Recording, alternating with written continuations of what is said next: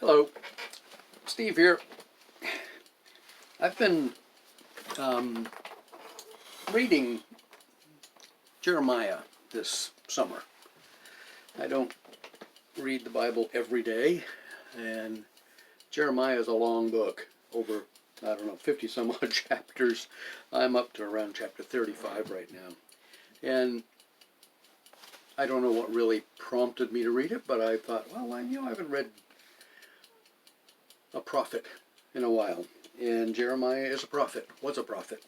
Anyway, there again, we live in the times of prophecy.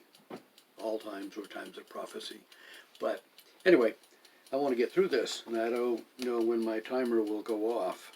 I just want to share a few thoughts. There again, Jeremiah is a big book, prophecies about Israel and Babylon and so on and so forth. Lots of stuff there that is history, but there are principles there that apply to any time. And that's what I want to head on today. I'm going to read just a few sections. Chapter 25, verses 8 through 11. Therefore the Lord Almighty says this: because you have not listened to my words, I will summon all the peoples of the north, and my servant Nebuchadnezzar, king of Babylon, declares the Lord.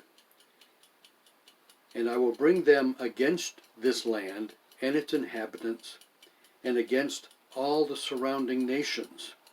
I will completely destroy them and make them an object of horror and scorn, and an everlasting ruin. I will banish from them the sounds of joy and gladness, the voices of the bride and bridegroom, the sound of the millstone and the light of the lamp. This whole country will become a desolate wasteland, and these nations will serve the king of Babylon 70 years. So Babylon was the enemy. Nebuchadnezzar was the king of Babylon. He's the enemy.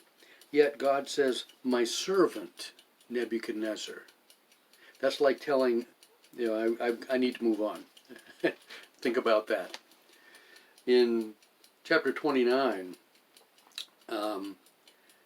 starting with verse 4, and this is a letter that God had Jeremiah write, that this is what the Lord Almighty, the God of Israel, says to all those I carried into exile from Jerusalem to Babylon.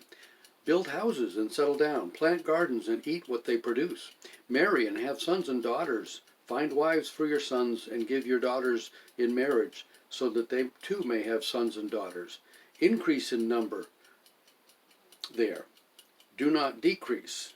Also, seek the peace and prosperity of the city to which I have carried you into exile. Pray to the Lord for it, because if it prospers, you too will prosper. Yes, this is what the Lord Almighty, the God of Israel, says.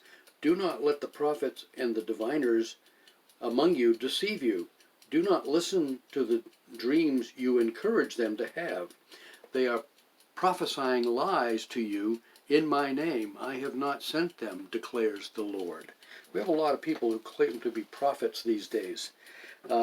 One more verse I want to read real quickly. This is chapter 30, verse 24. The fierce anger of the Lord will not turn back until he fully accomplishes the purposes of his heart. In days to come, you will understand this. In other words, you're not going to understand it right now, but in days to come, you will understand this.